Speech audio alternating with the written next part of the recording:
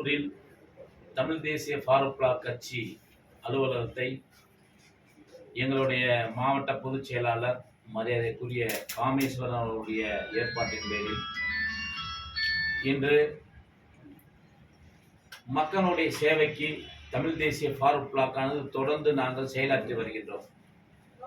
அதனை முன்வைத்துதான் இன்று கரூரிலே தமிழ் தேசிய ஃபாரூக் பிளாக் கட்சி அலுவலகம் திறக்கப்பட்டு இந்த அலுவலகமானது தொடர்ச்சியாக மக்கள் பணியில் ஈடுபட்டு மக்களுக்கு சேவை செய்யும் என்ற நோக்கத்தோடு நாங்கள் இந்த அலுவலகத்தை திறந்து வைத்திருக்கின்றோம். குறிப்பாக சொல்ல வேண்டும் என்று சொன்னால் நாங்கள் பல்வேறு கோரிக்கைகளை வைத்து பல கூட்டங்களை நடத்துகின்றோம்.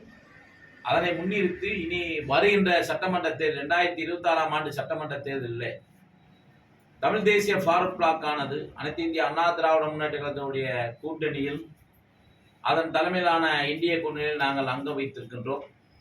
தமிழ் தேசிய ஃபாரூக் பிளாக் கட்சிக்கு உசிலம்பட்டி ஆண்டிவிட்டி சட்டமன்ற தொகுதியிலே ஒதுக்க வேண்டும் என்று சொல்லி அதன் கூட்டணி கட்சியினுடைய தலைவர் மரியாதைக்குரிய மாண்புமிகு ஐயா எடப்பாடி அவர்களிடத்தில் கோரிக்கை வைத்திருக்கின்றோம்.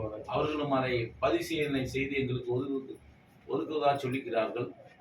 அதனைத் தொடர்ந்து இந்த அலுவலகமானது தொடர்ச்சியாக இந்த கரூர் பகுதியிலே குறிப்பாக சொல்ல வேண்டும், இங்கே நடக்கின்ற இந்த தீய சக்திகள் எல்லாம் இங்கே மணல் கொள்ளை, கல்குவாரிகள், இது போன்ற இந்த மக்களுக்கு எதிரான மது, கஞ்சா போன்ற இப்படிப்பட்ட செயல்களை நாங்கள் கண்டறிந்து அவர்கள் புகார் கொடுக்கின்ற எங்களிடத்திலே புகார் கொடுக்கும் பட்சத்தில் அவர்களுக்கு எங்களுடைய கட்சியின் சார்பிலே நாங்கள் சட்ட ரீதியாக நடவடிக்கை எடுத்து இந்த மக்களை நல்வழி நடத்த வேண்டும் என்று இன்று தமிழ் தேசிய ஃபாரூக் பிளாக் கட்சியானது அலுவலகத்தை அறிந்து வைத்து நாங்கள் மக்கள் பணி செய்ய வேண்டும் என்று இங்கே வந்திருக்கிறோம். இல்லை, பொதுவாக சொல்ல வேண்டும் சொன்னால் இந்த நாட்டில் தொடர்ச்சியாக 5 ஆண்டுகள் பார்த்தோம்னு சொன்னால் கொலை கொள்ளை உங்களுக்கு எல்லாமே தெரியும்.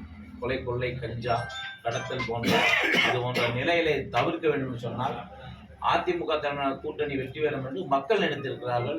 உறுதியாக 2026ஆம் ஆண்டு அதிமுக கூட்டணி மிகப்பெரிய வெற்றி பெற்று ஆட்சி அமைக்கும் என்பது